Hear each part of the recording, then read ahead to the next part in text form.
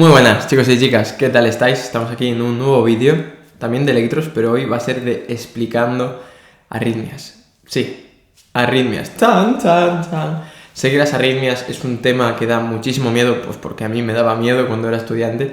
Y realmente no creo que sea complicado, sino que muchas veces entre el miedo que tenemos antes de estudiarlo y que luego a lo mejor las tenemos que estudiar de forma rápida, porque es verdad que lleva tiempo entenderlas, y no es lo mismo estudiar el infarto que estudiar las arritmias, porque el infarto te lo puedes imaginar mejor, cuando las arritmias es un sistema eléctrico que tienes que intentar imaginarte en la cabeza, pues es normal que cueste.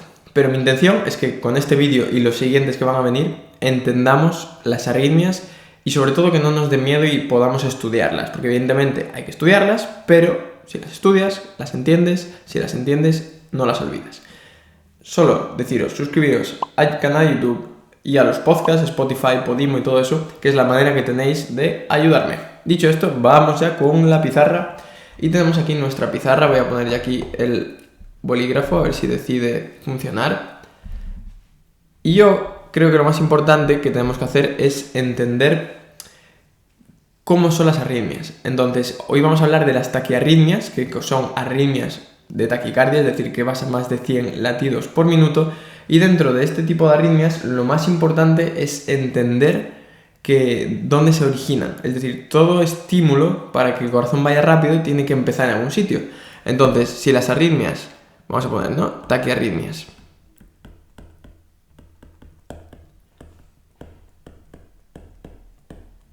...100 latidos por minuto. Más de 100, ¿vale? Más de 100 latidos por minuto. Pueden originarse en el nodo sinusal. Recordemos, ¿no? Teníamos el techo de la aurícula derecha y aquí teníamos el nodo sinusal. Si el estímulo se origina ahí para ir a más de 100, sería una taquicardia sinusal. Si el estímulo se originara en otro foco de la aurícula, sería una taquicardia auricular.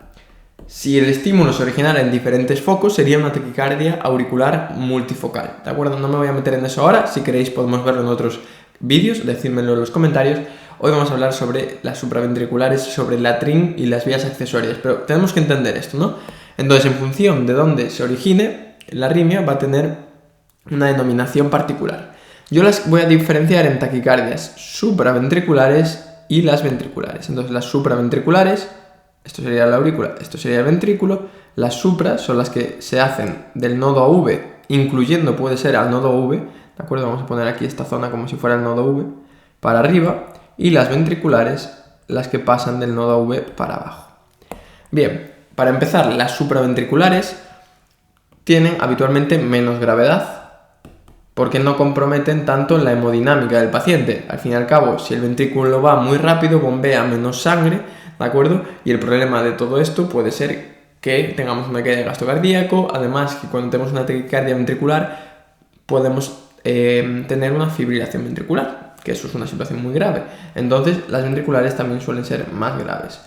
Y las supraventriculares pueden aparecer en contexto de, por ejemplo, ansiedad, tomar situaciones estresantes, tomar fármacos o, por ejemplo, muchísimas dosis de cafeína, ¿de acuerdo? Pues situaciones, entre comillas, banales.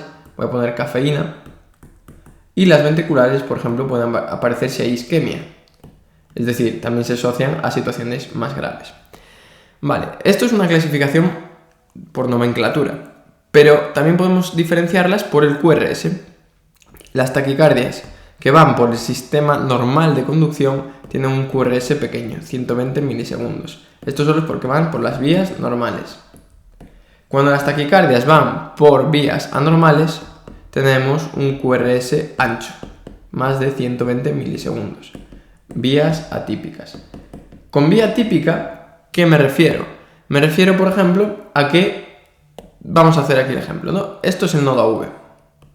¿De acuerdo? Si tú tienes una taquicardia que se empieza en la aurícula, aquí, y que despolariza el resto de la aurícula y luego va por el nodo V, va por el haz de Is, por la rama derecha, rama izquierda y luego las fibras de Purkinje, esta taquicardia lo que va a producir es un QRS estrecho. ¿De acuerdo? ¿Por qué? Pues porque va por la carretera normal, va por la carretera para la que está diseñada el corazón. ¿Qué pasa si tenemos una taquicardia que va por un estímulo o por una carretera que no es la normal? ¿De acuerdo? Ahí va a ir por una carretera secundaria y las carreteras secundarias siempre se suele ir más lento. Entonces, imaginemos que tenemos una taquicardia que en vez de empezar supraventricular, empieza aquí, en el ventrículo. ¿Dónde va a estar el problema? Pues que ese estímulo se va a propagar por el resto del ventrículo por carreteras que no son las normales, no va a ir por las típicas fibras de Purkinje, no va a ir por el haz de His, va a ir por otras vías.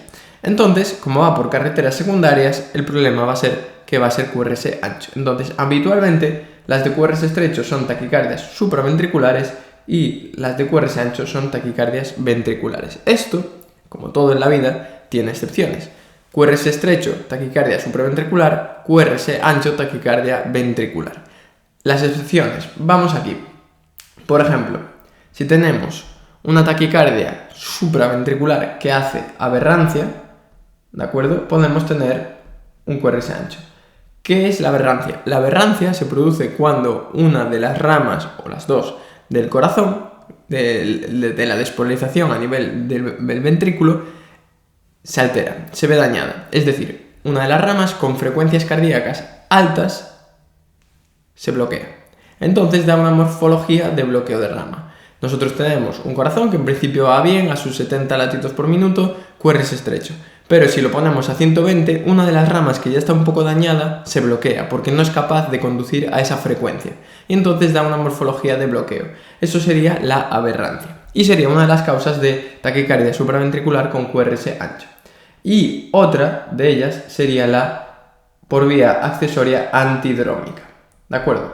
Ahora lo veremos, que es lo de drómica y antidrómica, ¿vale? Ortodrómica y antidrómica, pero es una de las causas. El resto habitualmente son TVs y de hecho el 80% de las taquicardias de QRS ancho son TVs.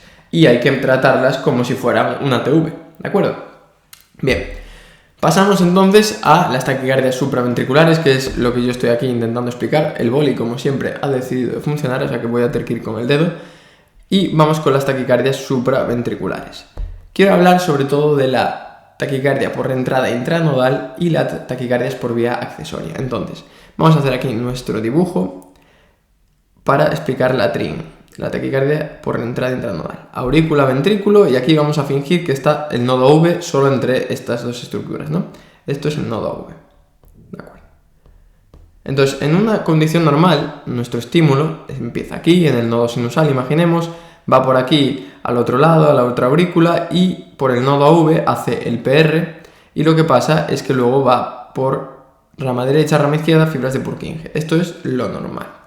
¿Qué pasa? Que hay algunas personas que si nos enfocamos aquí, vamos a hacer zoom ahí, el zoom que vamos a ver es que nosotros habíamos dibujado esto, ¿de acuerdo? Esto es una vía rápida. ¿De acuerdo? Es lo normal. El estímulo por ahí va rápido, pero también tiene un periodo refractario alto. ¿Esto qué quiere decir? Que, oye, que va rápido, pero que una vez ha pasado un estímulo tiene que esperar bastante tiempo para poder conducir otro, ¿vale? Entonces vamos a poner alto tiempo refractario, para que lo entendamos. Bueno, pues por diversas cosas de la naturaleza hay gente, no todo el mundo, es decir, no todo el mundo puede tener una taquicardia por entrada intranodal, tiene que tener una vía lenta intranodal para poder hacerlo, tiene otra vía, ¿de acuerdo? Esta es una vía lenta y tiene un periodo refractario corto, disminución del tiempo refractario. Entonces, ¿cómo se genera en este caso la taquicardia por reentrada intranodal? El nombre ya te está diciendo pistas. Se genera una reentrada, es decir, que vuelve a entrar un estímulo. Bueno, pues es muy sencillo. Nosotros tenemos aquí, vamos a hacerlo, aurícula, ¿de acuerdo? Ventrículo, y aquí tenemos por una parte la vía lenta y por otra la vía rápida. Entonces, tenemos un estímulo aquí que llega al punto donde aparecen las dos vías, se transmite por las dos vías, pero como va más rápido por la vía normal, por la vía rápida, llega a la de His antes. Y de aquí, pues, va por las dos ramas, derecha e izquierda. ¿De acuerdo? Esta rama, este estímulo, se pierde, porque nunca llega a la de His antes que la vía rápida. ¿Dónde está el problema? Pues el problema está en que se puede dar una situación, que sería, tenemos aquí la aurícula, el ventrículo, tenemos la vía rápida, tenemos la vía lenta, tenemos un primer estímulo que va por la vía rápida, despolarizando, y en una situación aparece un extraestímulo, una extrasístole. Entonces, extrasístole llega aquí y dice, quiero ir por la vía rápida. Problema, la vía rápida está en periodo refractario, que tiene un periodo refractario alto. Entonces, como la vía lenta tiene un periodo refractario más cortito... Uy, no sé qué acabo de hacer, perdonadme. No sé qué acabo de hacer. Vale, como la vía lenta tiene un periodo refractario más cortito, sí que se puede transmitir aquí por la vía lenta. Va por la vía lenta, va por la vía lenta y estimula a los ventrículos. Pero claro, cuando llega aquí al punto donde acaba la vía rápida ha terminado su periodo refractario. Entonces este estímulo puede volver a subir por la vía rápida. Y entonces se genera aquí el circuito. Baja por la vía lenta, sube por la vía rápida. Baja por la vía lenta, sube por la vía rápida. Y por eso se llama mecanismo de reentrada intranodal. Esto lo que va a producir es que se genere la taquicardia aquí. Y como va por el sistema de conducción normal, porque va por el ADIS normal, va a tener un QRS estrecho, a no ser pues, por eso que tengamos aberrancia, ¿vale? Esta taquicardia suele ser en mujeres en torno a los 30-40 años y lo que van a notar es mucho latido a nivel cervical. ¿Por qué? Pues porque la aurícula se va a contraer muchas veces simultáneamente con el ventrículo, es decir, la aurícula se contrae contra una válvula mitral y tricúspide cerrada y eso va a notar pues, que va a hacer mucha presión a nivel cervical. ¿Cómo solucionaríamos esta taquicardia? Muy sencillo, tenemos una reentrada, es decir, un estímulo que está aquí dando la vuelta. Pues tenemos que dar un fármaco o alguna situación que bloquee el nodo V, se bloquea la reentrada y luego el ritmo volvería a lo normal, volvería a hacer esto de ir por la vía rápida, la vía lenta va más lenta, entonces no se conduce, ¿no? ¿Esto cómo lo podemos hacer? Pues con fármacos, como puede ser la adenosina, o con maniobras vagales, como puede ser intentar hinchar una jeringuilla que tiene un émbolo. Como no somos capaces, estamos haciendo muchísima presión y podemos generar un bloqueo AV y cortar el estímulo. Lo que quiero que entendamos, lo que tenemos que tratar, en este caso, en la fase aguda, es el estímulo cortarlo, bloquear el nodo V. Y el tratamiento definitivo, ¿cuál sería? Pues vamos con un láser o con lo que sea, con frío, me da igual, a esta vía lenta y la quemamos. Y entonces solucionamos el problema. Esto es la TRIN. Pero también tenemos que hablar de la otra taquicardia que hay, que es la taquicardia por vía accesoria. El concepto es muy parecido, pero vamos a entender también lo que es la preexcitación. Entonces nosotros tenemos aquí la aurícula, tenemos el nodo V, la válvula, ¿de acuerdo? Y tenemos aquí en el nodo V nuestro camino normal. Esto es lo habitual. ¿Qué pasa? Que hay gente que tiene una vía accesoria, puede ser derecha o izquierda. Voy a dibujarlo como si esto fuera, voy a hacerlo así mejor. Aurícula, ventrículo, aurícula derecha, aurícula izquierda. Vamos a dibujarlo como si fuera derecha. Entonces, lo que tenemos es una vía que va de la aurícula al ventrículo. Entonces, ¿qué va a pasar? Nosotros tenemos aquí un estímulo, ¿de acuerdo? Nodo sinusal, que va a despolarizar la aurícula izquierda, va a ir por aquí, supongamos que esto es el nodo AV, ¿vale? Va a ir por aquí, va a despolarizar normal los ventrículos. Muy bien, eso es lo normal. Pero este estímulo también va a ir por la vía accesoria. Va a ir por la vía accesoria y va a empezar a despolarizar una pequeña parte del ventrículo antes que cuando llegue por aquí.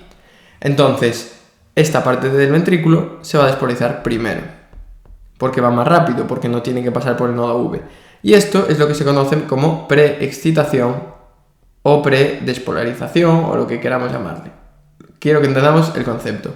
¿Y esto cómo se va a ver reflejado? Pues como se inicia la despolarización antes, el QRS también se inicia antes, pero va a ser largo habitualmente, porque empezamos por un sitio en el que no debería empezar. Y no solo eso, sino que realmente el PR, el intervalo PR, línea isoeléctrica, es el tiempo que tarda en pasar el estímulo por el nodo V, ¿de acuerdo? Pero como realmente la despolarización se inicia antes porque este estímulo se salta el nodo V, el PR va a ser corto. El PR va a ser cortito. ¿De acuerdo? Entonces, ¿qué nos vamos a encontrar? Nos vamos a encontrar lo siguiente. Una onda P de despolarización auricular y lo normal sería QRS onda T, ¿no? Aquí nos vamos a encontrar onda P onda delta de despolarización prematura y la onda T. Esto que vemos aquí, onda delta, es la despolarización prematura del ventrículo y por eso el QRS es ancho y el PR es corto. Entonces tenemos onda delta, PR corto y QRS ancho. Esto es en un ritmo normal, en un ritmo de 70-80 latidos por minuto. ¿Qué va a pasar si tenemos una taquicardia? Pues si tenemos la taquicardia hay dos opciones. Estas vías accesorias pueden conducir de forma anterógrada, de forma retrógrada, depende de las características de la vía. Pero imaginemos que la taquicardia que se origina es la línea verde, ¿no? Va por aquí, despolariza ambos ventrículos y sube por la vía accesoria, ¿de acuerdo? Esta taquicardia iría por el sistema normal de conducción, porque bajaría por el haz de His, fibras de Purkinje. Por lo tanto, sería una taquicardia ortodrómica, por vía accesoria. Y como va por el sistema normal de conducción, ¿cómo sería el QRS? Estrecho. La taquicardia por vía accesoria ortodrómica tiene QRS estrecho. QRS menos de 120 milisegundos. Pero existe otra opción que hay que barajar, que es que esta taquicardia, voy a intentar dibujarlo en otro color, en vez de bajar por aquí, ¿de acuerdo?, vaya por la vía accesoria. Y todo el estímulo de despolarización empiece por aquí, ¿de acuerdo? Entonces lo que estaría haciendo es una taquicardia antidrómica, porque va en el sentido contrario a lo normal, antidrómica. Y como va por el sentido diferente al normal, va por una vía accesoria, ¿de acuerdo? ¿Cómo sería el QRS? Sería ancho. ¿Y cómo se solucionaría todo este berenjenal?